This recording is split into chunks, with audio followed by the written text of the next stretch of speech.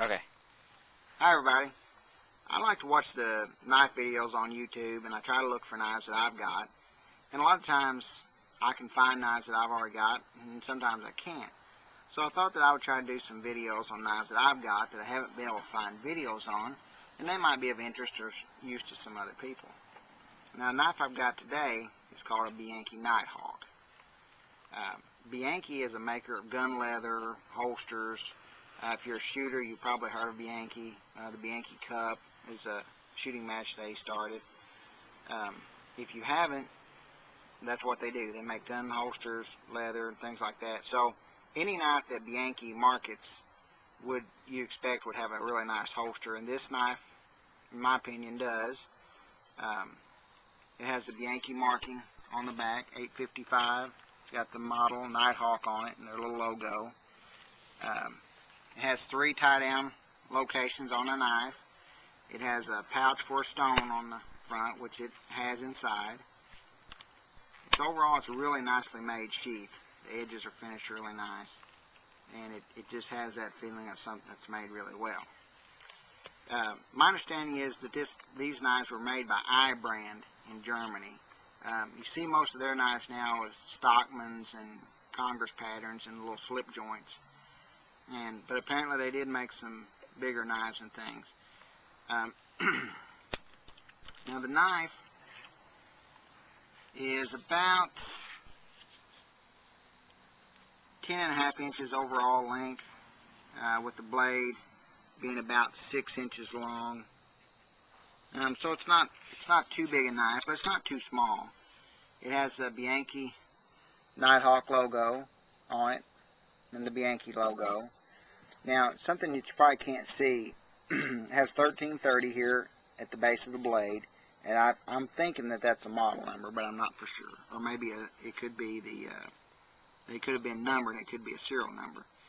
The other side of the blade has Germany, Solingen, Germany stainless, so indicating the country it was made and the type of steel, which stainless could be, of course, just about any kind of steel, but I would guess it's probably 440C. One thing about the blade that I really like is the top of the blade and here at the bottom, it's really nicely rounded. It doesn't look like it was just stamped out and then ground. It looks like they took a little time, rounded the edge nicely.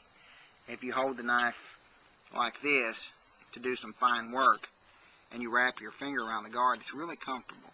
It feels really nice, and anytime you radius metal like that, it helps to decrease it breaking and stuff because it doesn't create stress risers. Now this knife is a spear point type blade. Has these little fine serrations on the top of the false edge that they're not really all that sharp.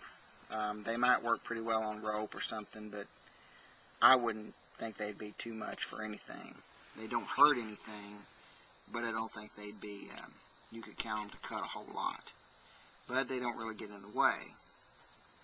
The edge is all just a plain edge. It doesn't have the serrations towards the back of the blade like so many knives these days do, which I prefer. I would just assume the whole edge be plain like this because it's more versatile.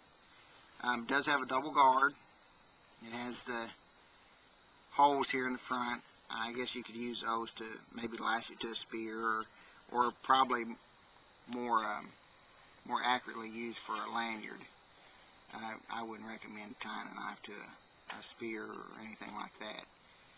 But it adds a little interest to it, even if you don't find a use for them. Maybe lightens it just a tiny, tiny bit. But it makes for an interesting looking knife. The handle, the butt cap, and the guard are brass. The handle material, I read the other day that this is made from the same material as a Remington Nylon 66 rifle, the stock and some of the parts. It has a nice texture to it. It's not really real smooth, but it's not real rough. It has a little bit of a texture to it. It's kind of plastic that feels like it'd really be tough. Now this knife has a hollow handle. You unscrew the handle here, and you can see it has a little cavity in here for putting matches or fish hooks or whatever you might want. I don't have anything there right now. I think that I'll put some matches in it. I don't think I'll try to put any fish hooks or anything like that in it. The main thing I think I would want if I were happen to be lost would be matches, and that'd be a good place to keep a few. But other than that, I don't think I'll put anything in it. In the butt cap, it has a compass, and I've got a silver compass here.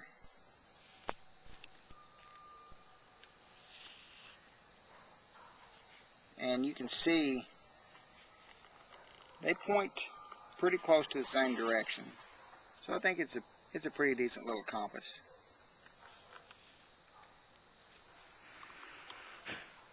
The cap just goes in like can. It has a little O-ring there to keep it watertight. I put a little water in the handle once to see if it would hold the water, and it did.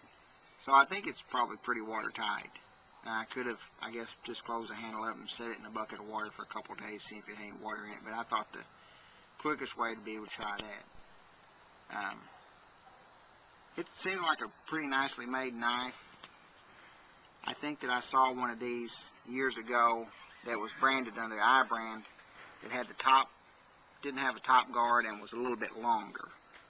But I wasn't able to get it then, so I got this with a knife show. I traded for it. So it seems like a pretty nice knife, and I look forward to using it a lot.